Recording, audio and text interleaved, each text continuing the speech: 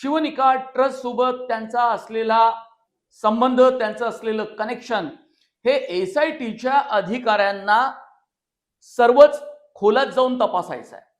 मुळात अशोक खरात याच्यावर शिकंजा कसण्यासाठी आणि कोर्टामध्ये त्याच्या विरोधात जमा केलेले, गोळा केलेले पुरावे हे टिकण्यासाठी दीर्घकाळ आणि त्यानंतर त्याला शिक्षा होण्यासाठी ते पुरावे कोर्टानं ग्राह्य धरण्यासाठी म्हणून आतापासूनच एसआयटीनं कंबर कसली आहे. पण एसआयटीच्या अधिकाऱ्यांनी खोलवर तपास करण्याचा जरी प्रयत्न केला तरी सध्याच्या घडीला अशोक खरातनं बरीचशी माहिती एसआयटी पासून दडवून ठेवलेली आहे.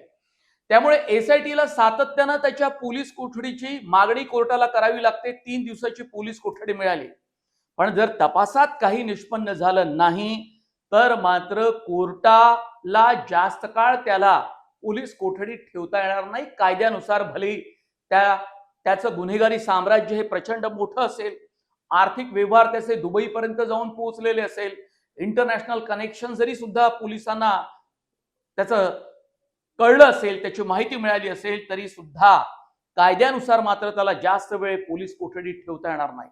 म्हणून पोलिसांना जास्तीत जास्त पुरावे गोळा करायचे त्यांचे प्रयत्न सुरू आहेत.